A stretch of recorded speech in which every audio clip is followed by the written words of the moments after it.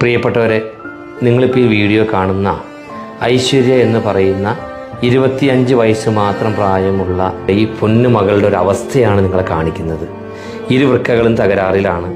മാറ്റിവെക്കാൻ പൈസ ഇല്ലാത്തതിൻ്റെ പേരിൽ ഡയാലിസിസിൽ ജീവിച്ച് ചുമയും കാഴ്ചയ്ക്കും കേൾവിക്കുമൊക്കെ ബുദ്ധിമുട്ടും ശ്വാസ തടസ്സങ്ങൾ നേരിട്ടുകൊണ്ട് വളരെ വിഷമതയിൽ കഴിയുകയാണ് ഐശ്വര്യയ്ക്ക് അച്ഛനില്ല. ആകെ ആശ്രയമുള്ളത് ആ പാവപ്പെട്ട അമ്മ മാത്രമാണ് ഐശ്വര്യയുടെ. 45 കിലോ ശരീരഭാരമുണ്ടായിരുന്ന ഐശ്വര്യയുടെ അവസ്ഥ ഇന്ന് വളരെ മോശമാണ്. 35-ൽ താഴെ കിലോയായിട്ട് ഐശ്വര്യയുടെ ശരീരഭാരം കുറഞ്ഞുപോയി. ചുമയും ശ്വാസതടസ്സവും നിരന്തരമായതിൻ്റെ പേരിൽ ഇന്നൊരു ദിവസം വീട്ടിലാണെങ്കിൽ നാളെ ഹോസ്പിറ്റലിലാണ്. ഈ പൊന്നുമകളെ ജീവിതത്തിലേക്ക് തിരിച്ചു കൊണ്ടുവരാൻ ഞങ്ങളോടൊപ്പം നിങ്ങളും കൂടി കൈകോർക്കണം എന്ന് വിനയത്തോടെ അഭ്യർത്ഥിക്കുകയാണ്. ഞാൻ 4 വർഷമായി ഡയാലിസിസ് പേഷ്യൻ്റാണ്. ഇപ്പോൾ ഞാൻ ഹോസ്പിറ്റലിൽ അഡ്മിറ്റ് ആയിട്ട് ഇരിക്കുകയാണ്.